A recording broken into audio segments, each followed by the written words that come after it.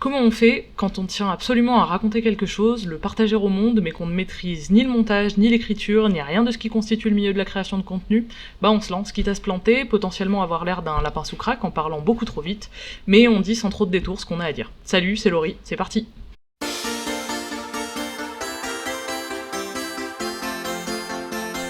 Full Moon wo Sagashite, que j'appellerais simplement Full Moon par souci d'accent, est une œuvre qui me tient particulièrement à cœur.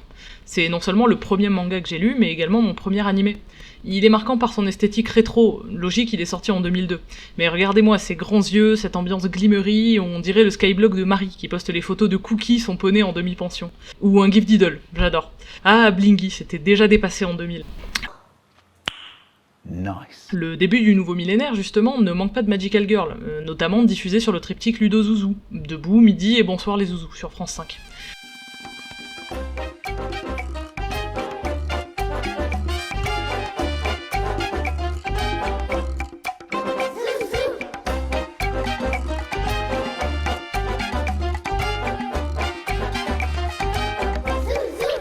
C'est clairement le genre populaire chez les petites filles, avec Doremi Magic, les Witch ou les Winx.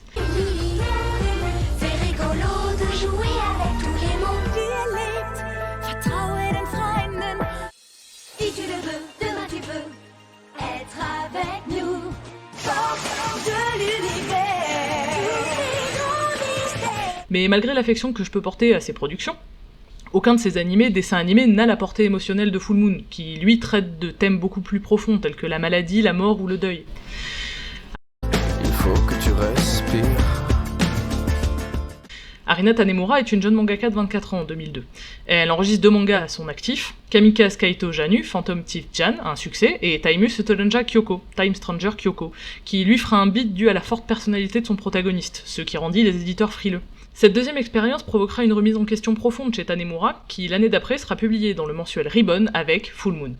Full Moon wo Sagashite, à la recherche de la pleine lune en français, qui mettra en scène une héroïne beaucoup plus polissée, qui évolue dans un milieu qu'appréciait particulièrement Tanemura, qui souhaitait devenir lyriciste plus jeune. Nous sommes en 2005, il y a donc un peu moins de 20 ans, 19 en fait, et je passais comme beaucoup de petites filles de mon âge, énormément de temps avec l'une de mes cousines. Nous avions une passion commune, à cette époque, le Je ne pense pas qu'elle regarde ça un jour, et franchement, tant mieux, mais si c'est le cas, je dois quand même la remercier, puisque c'est elle qui m'a prêté le premier tome de cette merveille, grâce auquel j'ai découvert non seulement le manga, mais aussi le monde du scan, de l'animation et de la fantrad. Full Moon, c'est l'histoire de Mitsuki Koyama, une adorable collégienne de 12 ans qui a peu de choses dans la vie, si ce n'est sa raison de vivre, ce qui la fait vibrer, la musique, et plus particulièrement le chant. Passion qui va la pousser à s'inscrire en douce à une audition, pour tenter de devenir idol. C'est un thème récurrent dans les productions féminines depuis les années 80. En fait, c'est même l'époque à laquelle la J-pop et les shoujo prennent de façon concomitante la forme qu'on leur connaît. Et Mitsuki, elle chante bien, elle chante vraiment très bien.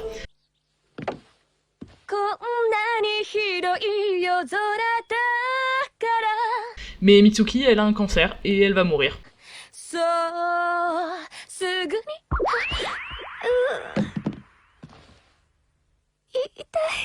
Bah ouais, hein, c'est les années 2000, on passe après Gigi, Creamy, Good Vibe.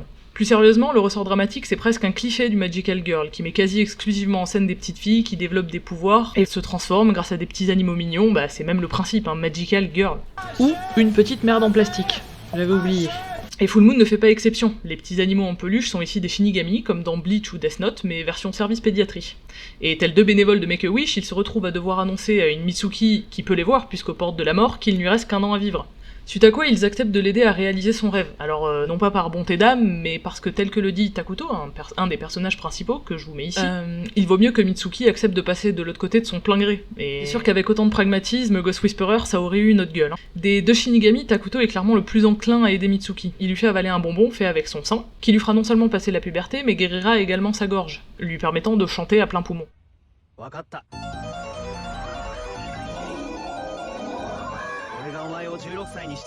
La musique de la transformation est vraiment chouette. Je meuble un peu puisque mon copain m'a signalé que si je le faisais pas et que mon montage était pas assez épileptique, je risquais de vous perdre. Bizarre. Nicolas.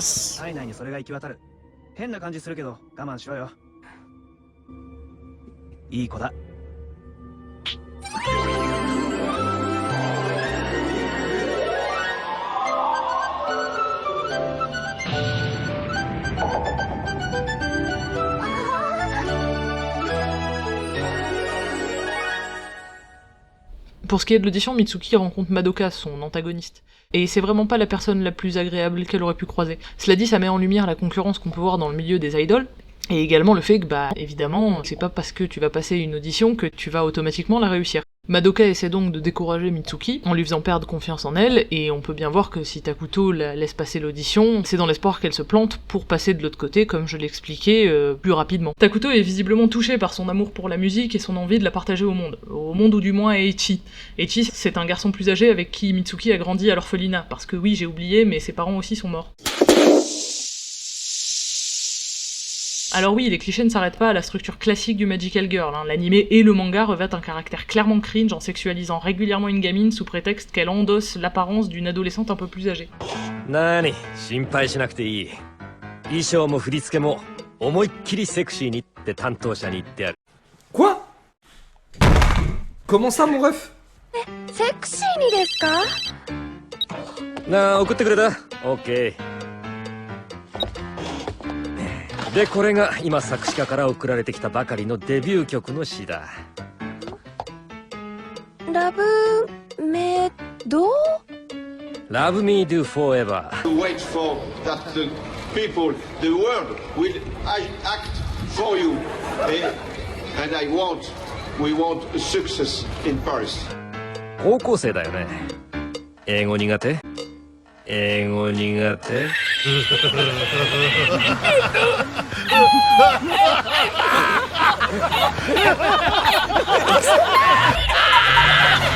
？Et tel que j'ai pu l'entendre régulièrement de random rencontrés à Orgrimmar sur serveur privé Wrath of the Lich King, est mature pour son âge. Mais en même temps, j'avoue que ça n'avait pas choqué la moi enfant, l'animé, pas les pédos sur World of Warcraft. Parce que le tout reste relativement innocent la plupart du temps, probablement parce qu'écrit par une femme qui est elle aussi passée par l'adolescence et la puberté.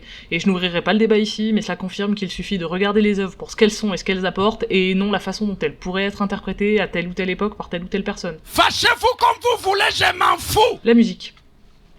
La musique est généralement de piètre qualité quand on en vient à regarder les productions réalisées pour le monde de la TV, et pourtant ici elle est capitale et soignée, au point que j'en connaisse les noms des morceaux et une bonne partie des paroles par cœur. Non, sérieusement, vraiment, j'écoute encore aujourd'hui certains de ces morceaux.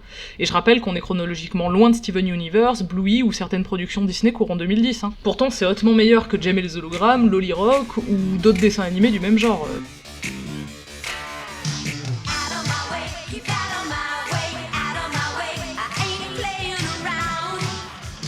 Alors?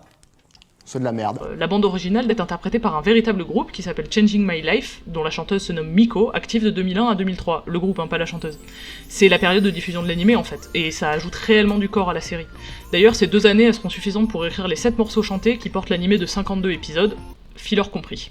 Et c'est à souligner, ils ne sont pas dénués d'intérêt. C'est en écrivant le script de cette vidéo que je me souviens qu'effectivement, l'animé comporte de véritables arcs narratifs et des enjeux profonds. Ce qui est dingue d'ailleurs ou pas, vous me le direz, ça me semble assez rare, c'est qu'il fut adapté dès le 4e chapitre du manga, TV Tokyo ayant sûrement senti un filon prometteur. Et ça on le sait grâce aux notes de l'auteur. C'est un petit peu dommage que ce genre de notes ait complètement disparu des productions manga actuelles, enfin en tout cas moi j'en vois très peu.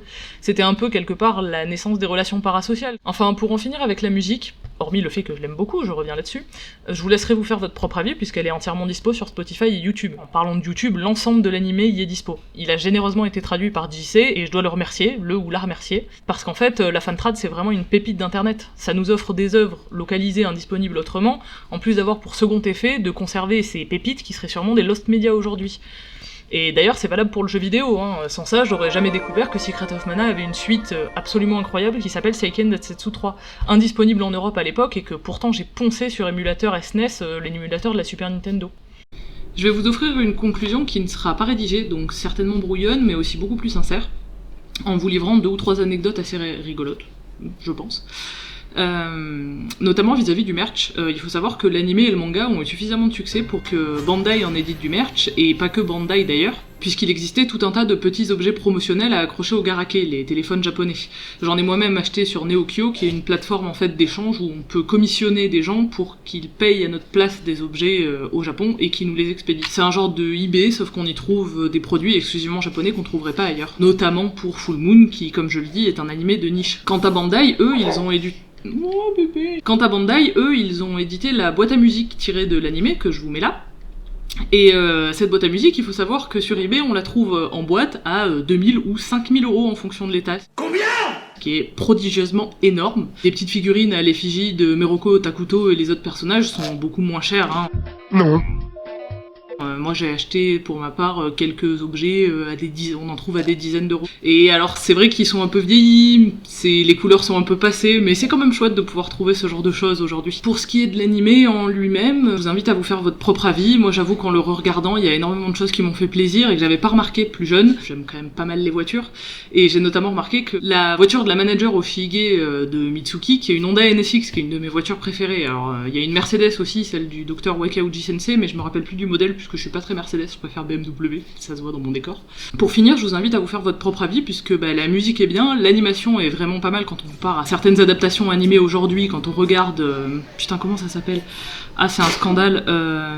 Quand on regarde Seven Deadly Sins, qui est littéralement un diapositive sur la deuxième saison, alors que la première saison était excellente, ou encore ce manga avec des enfants qui se font manger par des démons. Non, c'est pas Deadman Wonderland, c'est... Putain, je vais y arriver...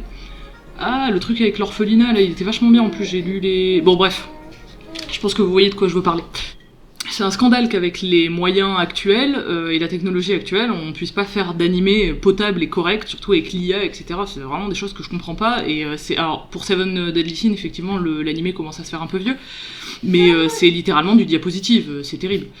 Alors que ici, on a quand même une animation qui est plutôt de qualité, une musique qui est de qualité, des thèmes qui sont sympathiques. Donc vraiment, si vous aimez ce genre d'animé, que ça soit le Magical Girl ou la musique, etc., du genre de Oshinoko d'ailleurs, donc je ferai une vidéo, j'ai la petite figurine de même chose. Il y a un gros parallèle à faire entre les deux animés, puisque je pense réellement que la personne qui a créé Oshinoko a glissé des parallèles volontaires à Full Moon, et des clins d'œil volontaires à Full Moon. Notamment la réincarnation du personnage principal, dont je me souviens plus le nom, il faudrait que je revoie l'animé, qui est un médecin, et sa patiente, qui est sa sœur du coup dans l'animé, qui meurt d'un cancer comme Mitsuki à 12 ou 13 ans. Donc, et au-delà, évidemment, il y a tout le parallèle avec les idoles, etc., et les harceleurs, ce genre de choses. Du coup, voilà, l'animé a réellement un intérêt, je pense. Il est sympa, ne serait-ce que pour le côté historique. Il est sympa, je l'aime beaucoup, je vous laisse vous faire votre propre avis. Et puis voilà, je vais arrêter là. Je vous souhaite une très bonne journée et peut-être à plus. Ciao. Tu dis qu'aucun bébé n'a été maltraité pendant le tournage ?